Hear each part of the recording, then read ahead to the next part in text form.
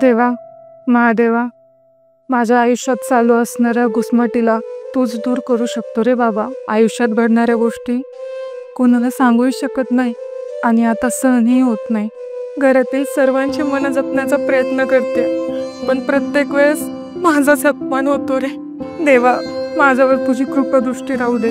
मला या गोंधळातनं तू बाहेर काढशील याचा मला विश्वास आहे. खूप घुसमट होते रे त्या घरात. आता श्वास घेणं पण कठीण झालंय.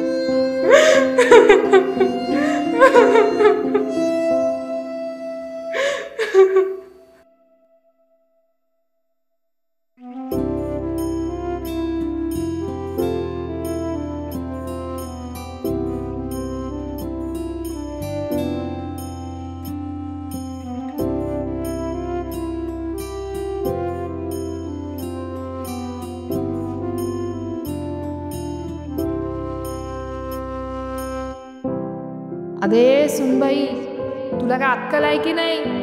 हे किती वाजलेत? ही वेळ आहे का घरी यायची? हा ए मूर्ख, तुला समजत नाही का नीट झक मारायची? हा ए, जास्त आवाज वाढू नकोस, थोबाड पडील मायला. अगं पोरी, आता तुझं लग्न झालंय, आम्ही काय बोलू शकतो ग तुमच्या घरात? हे बघ अंजली, तू लग्न करताना हा विचार केलास का?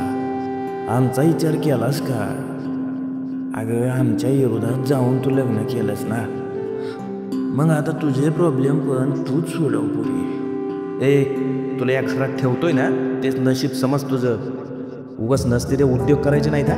निघाली अजून शिक्षण करायला आणि नोकरी करायला. घरात झक मार तुझी, घरातली कामं कर, जास्त डोकं चालवत नको जाऊ. हाय,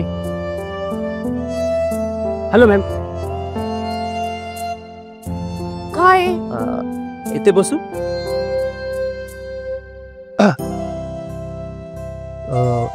मी तुमच्यासोबत बोलू शकतो का? कशाबद्दल? अहो, तुमच्याबद्दल. माझ्याबद्दल? हो. बाय द वे, मी शंभू. आपण? मी अंजली. बोला, काय काम आहे? काही नाही. मी बराच वेळ तुम्हाला पाहतोय. तुम्ही खूप टेन्शन मध्ये दिसताय. काही प्रॉब्लेम आहे का? म्हणजे मला माहिती आहे हा तुमचा वैयक्तिक प्रॉब्लेम आहे, पण मी ना एक जादूगार आहे, काहीही करू शकतो बघा. अहो, तुमचा प्रॉब्लेम आहे ना, असं चुटकीसारखा मी सोडू शकतो. ओ हॅलो, तुमची जादू तुमच्याकडेच राहू द्या आणि मला एकटं बसू द्या. ओके, असं आहे तर समजला तुमचा प्रॉब्लेम. तुमचा प्रॉब्लेम समजला. हा, अहो काय लावलंय तुम्ही? जावा इथून, मला एकटं बसू द्या. अहो हो, जातो, थांबा. पण ऐका, तुमचा जो प्रॉब्लेम आहे ना, तुम्हाला चांगला समजलाय आणि त्याच्यावरती काय उपाय आहे ना, हे पण मला चांगलं समजलंय. म्हणजे आता तुम्ही तुमचं नाव काय सांगितलं मला? अंजली, बरोबर ना? तर प्रॉब्लेम अंजलीच आहे आणि त्याच्यावरती उपाय सुद्धा तुम्ही स्वतः अंजली आहात. अहो तुम्ही काय बोलताय ना, मला काहीच समजत नाहीये. प्लीज तुम्ही जावा इथून, मला एकटं बसू द्या. आधीच डोकं फुटायची वेळ आली. अहो बरोबर, जातो, थांबा. जर मी गेल्याने तुमचा प्रॉब्लेम सॉल्व्ह होणार असेल ना, तर मी आता लगेच जातो.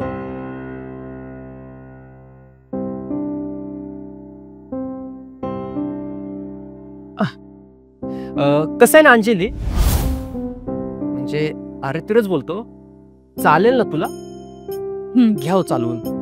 कसं आहे ना, कधी कधी आपल्याला असं वाटतं की ह्या जगात सर्वात जास्त वाईट आपल्यासोबतच घडतंय.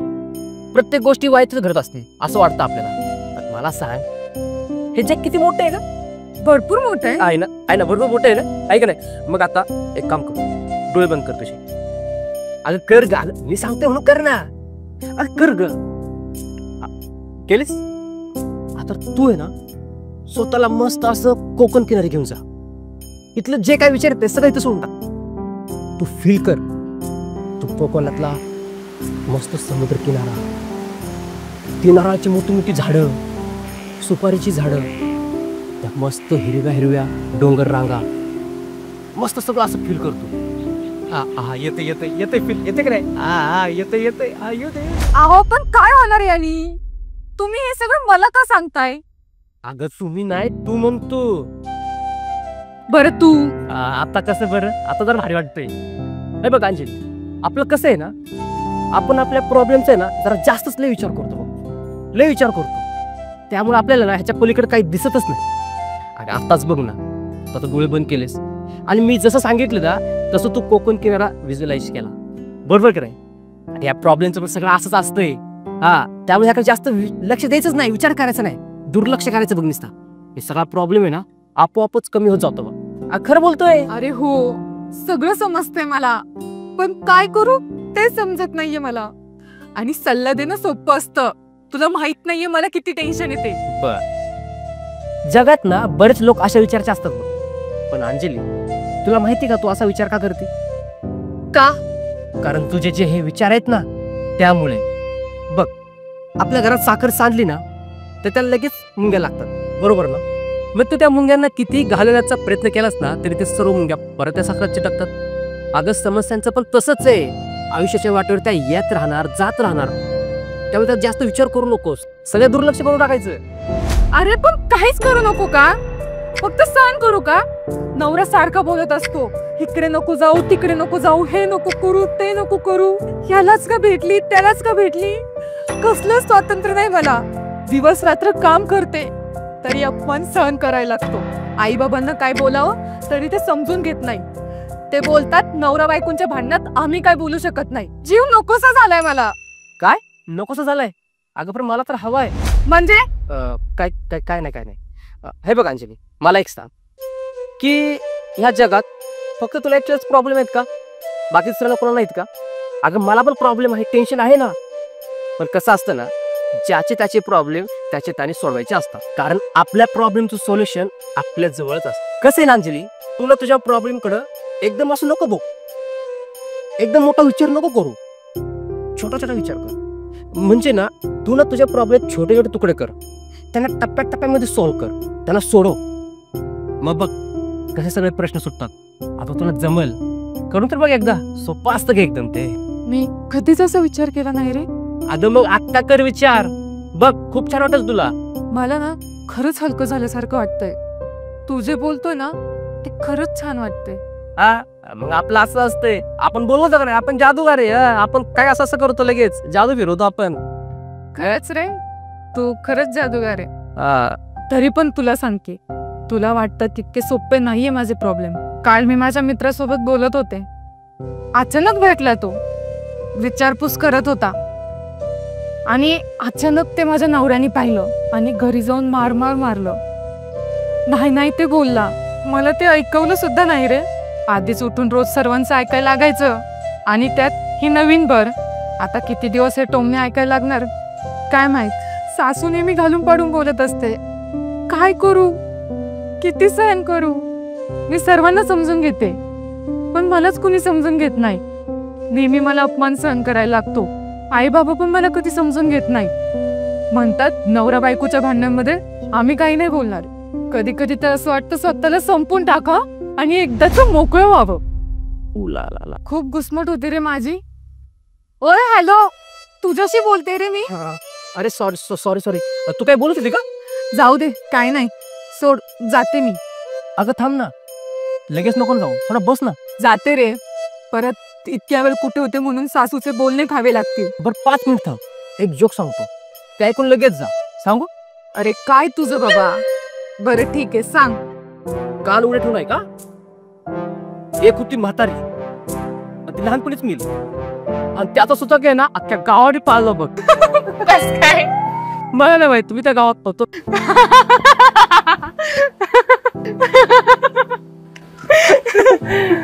भारी होता जब. भारी होता ना? आवडला? परत एकदा सांगू का? परत का? बघ, हा जग मी तुला 2-3 वेळा परत सांगतो, पण पहिल्यांदा जशी हसलीस तसं हसशील परत. काही रे, कसं शक्य आहे? बरोबर ना? मग आता विचार कर, आपण एक जोक सारखा सारखा ऐकून आपल्याला कंटाळा येतो. मग एकच प्रॉब्लेम सारखा सारखा ऐकून कंटाळा येत नाही का? आपण का त्यात सारखा अडकतो? शंभू, खरंच थँक्स. आज तू मला जगण्याची पद्धत शिकवली रे. खरंच थँक्यू. किती सहज घेतो ना रे तू सगळ्या गोष्टी. तुला सांगू, मला ना कुठल्या तरी मोठ्या आजारातून मोकळं झाल्यासारखं वाटतं. असं वाटतं सगळे प्रॉब्लेम नॉर्मल आहे, एकदम हलकं झालंय. अरे एक मिनिट, तू या मंदिरातलं देवाचा अवतार तर नाही ना? नाही बाबा, हा आपण देव बी मानत नसतो. हा मग इथे मंदिरात काय करतोय? अगं अंजली, या मंदिराची शांतता आणि इथलं वातावरण आपल्याला लय आवडतं बघ, म्हणून येतोय तुम्ही. बर, तू मगाशी बोलला तू प्रॉब्लेम मध्ये, टेन्शन मध्ये, काय झालं सांगतोस? तुला सांगू का, मला तर अजिबात वाटत नाही तुझ्यासारख्या माणसाला टेन्शन प्रॉब्लेम असतील. अरे किती सहजपणे वागतोस तू. काय नाही ग, काय नाही प्रॉब्लेम वगैरे. अरे सांग काय झालंय. काय नाही ग, खूप दिवसांपासून पोटात दुखत होतं म्हणून हॉस्पिटलला गेलो होतो. मग तिथल्या डॉक्टरांनी केला काही टेस्ट बेच्च घेतलं काढून, आणि त्यात मला कळालं की मला किडनीच नाहीये आणि दुसरी आहे ती छोटी आहे. काय?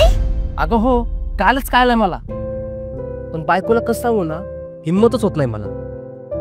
अगं एक लहान पोरगी पण आहे मला, पण आज नव्हे तिला सांगावं तर लागलच. अरे पण म्हणजे कसं काय? हे बाई, अगं तू का एवढी सिरियस व्हायला लागली?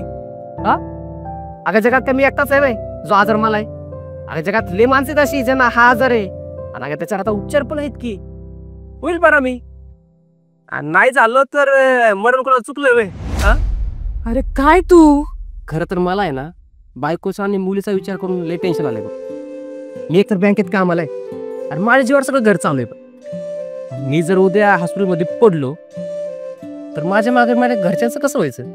आणि मला उपचारासाठी भरमसाठ पैसा लागणार आहे, त्याचाच विचार करतोय. एवढा सगळा पैसा कसा आणि कुठून उभा करू?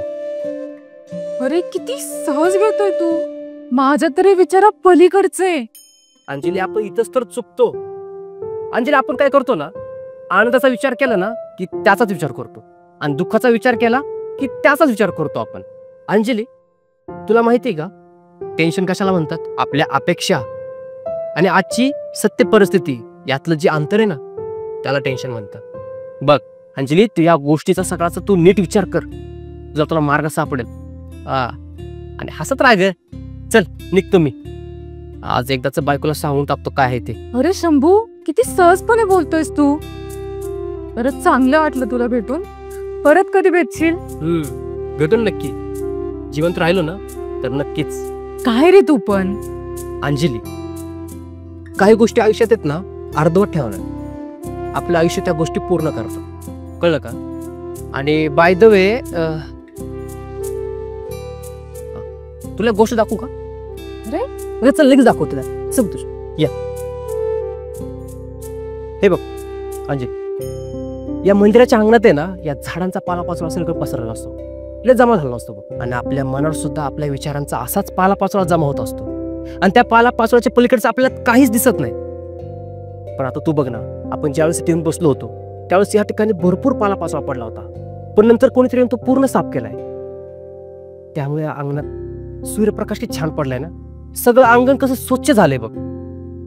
तुझ्या आयुष्यातल्या विचारांचा पालापाचोळा एक दिवस असाच बाजूला होईल, तुझं आयुष्य पण स्वच्छ होईल, आणि त्यावर सुद्धा असे सूर्यप्रकाशाची किरण पडतील जे तुझं आयुष्य बदलून टाकतील. तू फक्त धीर धर, खचून जाऊ नकोस. अगं सुख दुःख काय आपल्या अवतीभोवती फिरत असतात, पण जो या कोशातून बाहेर पडतो ना तोच खरा व्यक्ती समृद्ध होतो, हे लक्षात ठेव. त्यामुळे तू खचून नको जाऊ, फक्त थोडा धीर धर. अरे पण शंभू, शंभू, शंभू, शंभू, शंभू, शंभू, आत्ताच तर बोलत होता, कुठे गेला? शंभू, शंभू, शंभू. अहो ताई, देवाच्या मंदिरात देवाला तर आवाज देता काय? नाही दादा, तसं काही नाही. दादा तुम्ही इथे एका व्यक्तीला पाहिलं का? नाही वा, सकाळ धरणात इथं कोणच आलं नाही. अहो तुम्हाला काय भास झाला असेल. भास झाला असेल?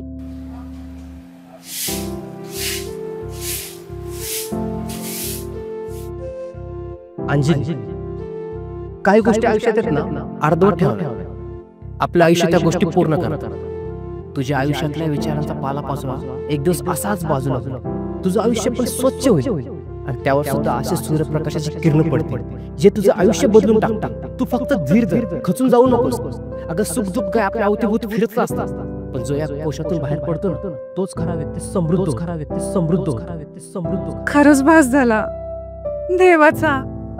देवा, माझा तुझ्यावर असलेला विश्वास तू खरा करून दाखवलास. शंभूच्या रूपात येऊन माझी समजूत काढली. मन एकदम हलकं झाल्यासारखं वाटतंय.